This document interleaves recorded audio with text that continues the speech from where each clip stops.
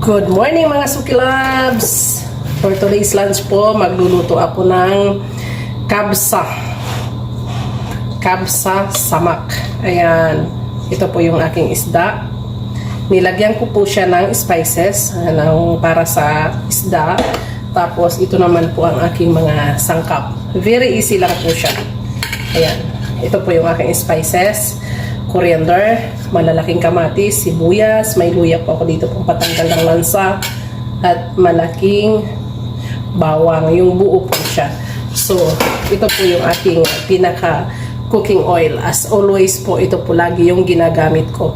So, mag-i-start na po ako magluto. Ipiprito ko lang ng konti yung isda. Yan. Kasi kailangan yung isda po hindi siya madurog. So, ang ginagawa ko para hindi siya madurog, ipiniprito ko po siya ng konti at saka mas masarap po kasi ang resulta niya. So, ayan po, habang nakaprito dito ang aking isda, igigisa ko naman yung mga sangkap ko. Ayan, igisa ko ng apoy. Unahin ko yung aking sibuyas.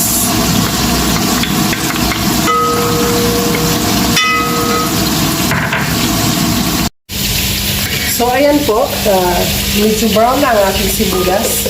Ilalagay ko na yung kamatis ko para madurog siya. At saka yung dried lemon.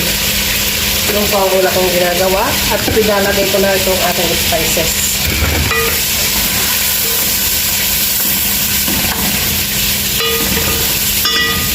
Ilalagay ko na rin po yung aking tomato paste kasi dapat mapula siya ng konti.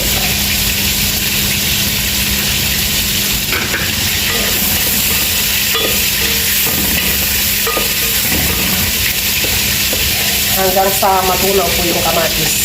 O, diba? Meron po ako ditong cubes. Lalagay ko dito. At habang ito naman po yung isda ko dito, medyo brown na, kaya tatanggalin ko na siya. Ayan.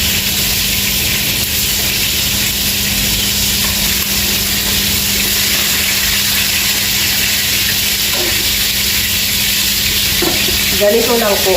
Dapat hindi siya masyadong luto. Kumbaga, half cook lang kasi lulutuin ko pa siya dito sa kaldero.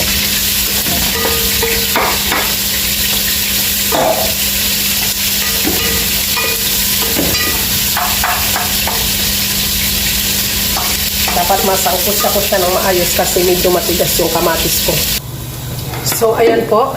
Nadurog na yung aking kamatis. Ayan. Ilalagay ko na po yung isda. Make sure lang na hindi siya madudurog. Kasi dapat po buo ang isda. Ayan.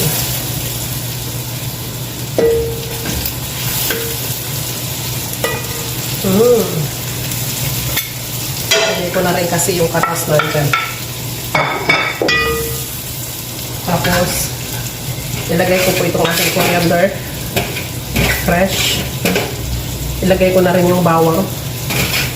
Mamaya ko na ilalagay yung hot chili kasi medyo mainit yan. Maanghang pala.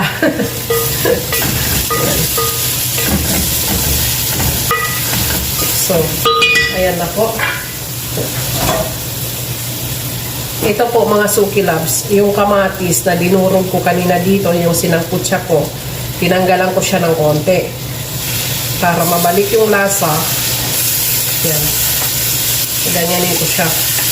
Ayaw kasi nila yung yung mga balat ng kamatis na nakakain nila. Ayaw nila noon, kaya tinatanggal ko siya.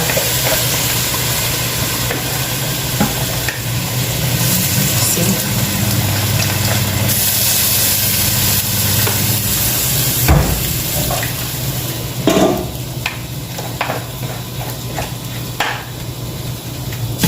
Mga 3 minutes. Ilalagay ko na po yung rice.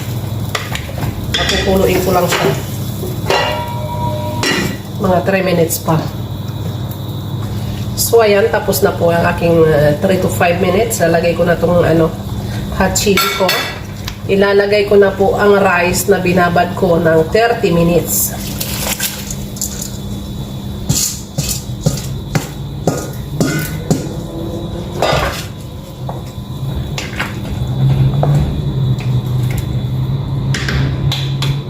Ayun. And then, tatakpan ko siya hanggang sa maluto.